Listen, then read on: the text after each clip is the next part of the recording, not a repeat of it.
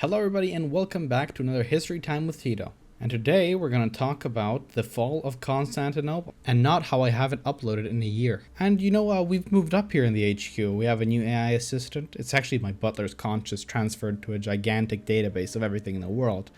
Reginald! Yes, sir? I just called you over to show the people in the audience.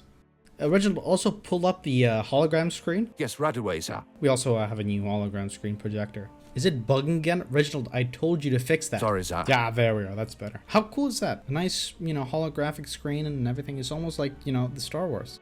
Back to the history part. This event not only marked the end of the Byzantine Empire, but also shaped the future of the region, leading to the rise of the Ottoman Empire and changes in the power dynamics in Europe and the Middle East. So how did this happen? And why is it so important? Well, count your lucky stars because that's what we're going to be talking about in this video.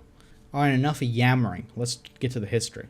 Constantinople was the capital of the Byzantine Empire, strategically located between Europe and Asia. The city had been under siege many times before, but always managed to survive until 1453. And also let me give you some context beforehand. Once the heart of the Roman Empire's eastern half, Constantinople stood as a bastion of Christianity and the center of trade, culture, and learning for over 1,000 years. But by the mid-15th century, the once mighty Byzantine Empire was a shadow of its former self. So basically at its height, right, the Byzantine Empire was a dominant power in the Mediterranean and the Near East. But sadly, however, by the 11th century, the empire began to face a series of challenges that would weaken it over time. These problems included, internal political instability, economic decline, and military defeats at the hands of various invaders. But on top of that, imagine, the Ottoman Empire was just on its rise. Context time! Founded by Osman I in the late 13th century, the Ottomans quickly expanded their territory, conquering large parts of the, Anatolia and the Balkans. By the 15th century, they had surrounded Constantinople on almost all sides, cutting off the city from almost the whole world. Then under the leadership of Sultan Mehmed II, the Ottomans became increasingly determined to capture Constantinople. Mehmed, who ascended the throne in 1451 at just 19 years old. What? Did I read that right? Yes, 19 years of age, sir. Unlike you sitting in your house making history videos. Jesus, Reginald. Okay, I was just asking a question, man. Chill. Of course, I was just speaking the truth. Sorry, sir.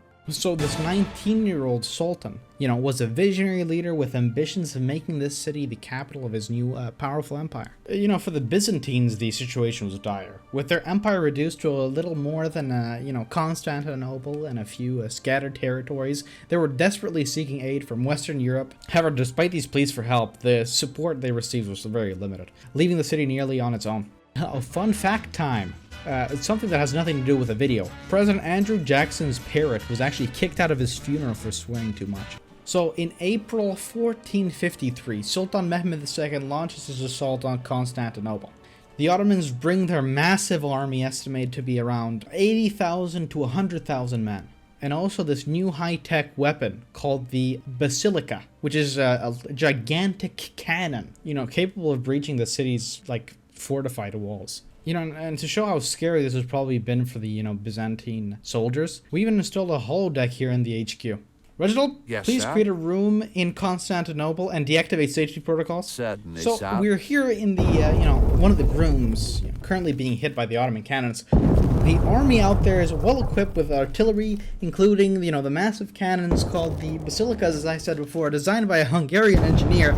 Out there are around, as I said, 80,000 to 100,000 men. While in here there's 7,000, men and 2,000 that are actually foreigners. Before they bust through these walls, Reginald, end program. Yes, sir. See, we're back. Look at that. How cool is that holodeck? So, the Ottomans had built a fleet crewed, partially by Spanish sailors from Gallipoli to besiege the city from the sea. And we have a video from a sinking Ottoman/Spanish ship. Reginald, play the clip. Neymiş? Türklüğümüzde gurur duymayacakmışız. Ulan soysuzlar, ulan vatan hainleri. La cancha, la concha de tu madre no sabes parar una pelota. Le vas a pagar al arco y la tiras a la mierda. Siz görüyor musunuz?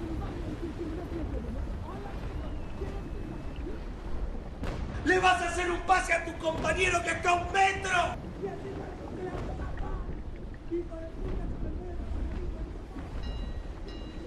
So the battle and the turning point, despite the initial bombardment, the walls of Constantinople held firm for several weeks. The city's defenders, led by, of course, Emperor Constantine the 11th, put up a fierce resistance. However, a crucial mistake was made on, May 29th that allowed the Ottomans to breach the city's defenses. What the Byzantines' troop forgot is a small gate known as the Kerkoporta was left open, allowing the Ottomans' troops to, enter the city. And sadly, Emperor Constantine XI died in the final battle, fighting alongside his men.